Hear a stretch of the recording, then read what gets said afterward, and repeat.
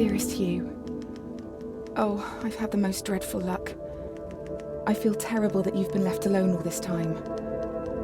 The traitorous Dr. Gray tried to steal the annular spectrum, a ring I developed to allow perception and alteration of colour. Some call them impossible colours. Impossible for Dr. Gray, maybe. Anyway, something went wrong. I turned a strange shade and became invisible. The ring, it fractured, scattering coloured shards far and wide. I stayed at home for many weeks, watching, waiting, existing on this coloured plane. I couldn't speak to you, nor interact with anything in the mono world. So I left. I left for the university where I hid away the coloured tools I had created. I pray you have found what is left of the ring.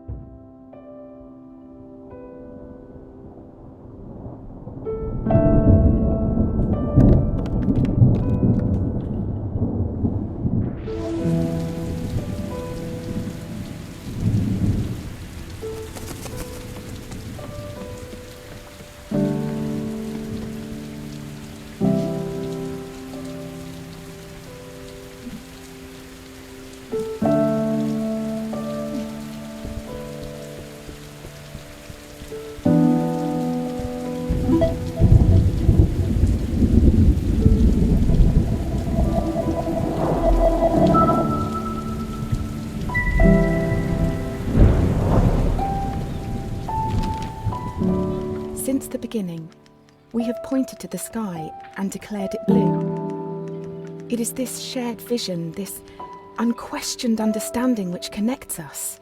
But are you really seeing blue the same way I see it? Perhaps blue is nothing more than a shade of grey to you. Perhaps everyone in this world sees nothing but shades of grey. Don't you see, Hugh? This is why we're here.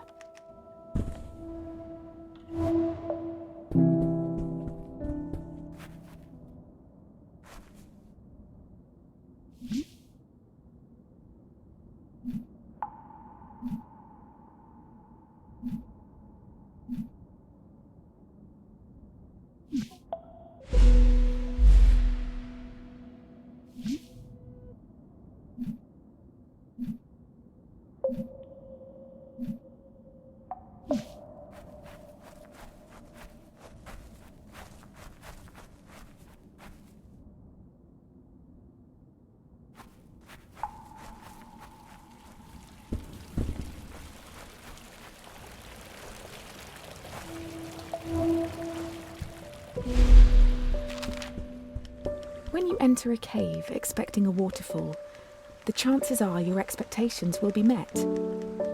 But if you discard those expectations, don't you think instead the cave will be full of surprises? I ask for you, Hugh, to abandon your expectations, to pull me back from the brink of unreality. I need you to see the world not for what it is, but for what it can be.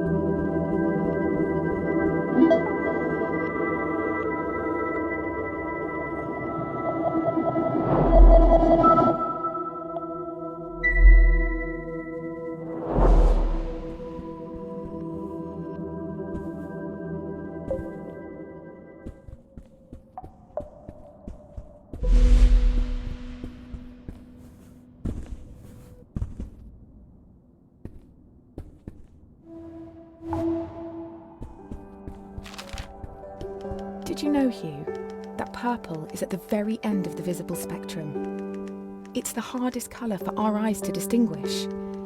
Now, imagine a shade one step further than purple, a colour beyond what we can actually perceive. We call these impossible colours. And I fear that this is where I currently reside. If reality is rooted in our perception, and you cannot perceive me, do I even exist to you?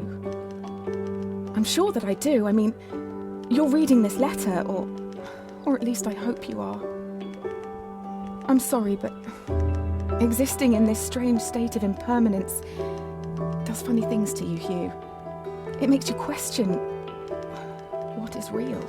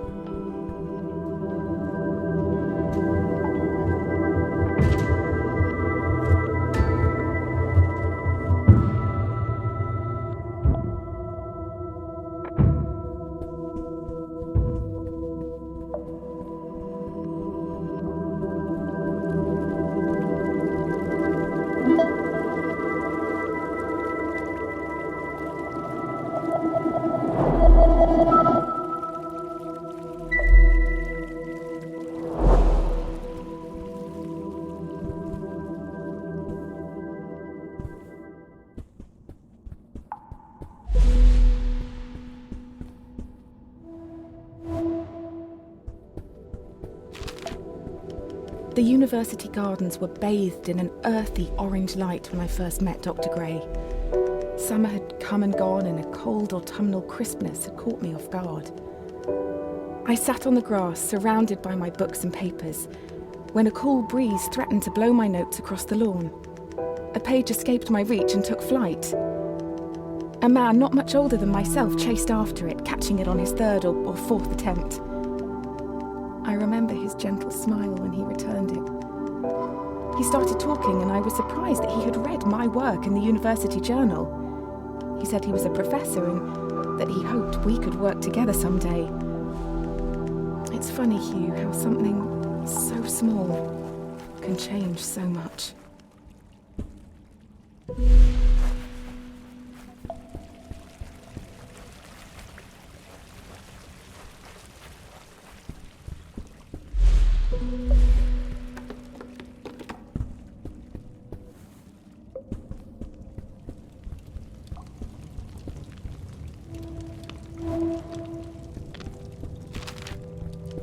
Dr. Gray soon became my assigned mentor, and I can't help but feel he somehow had a hand in it. Our fires burnt brightest when we worked together. It felt like we could achieve anything.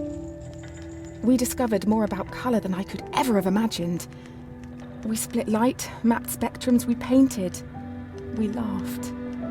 We worked long hours, and soon our goal became all-consuming. We were vessels. The work became more important than us, and we knew it.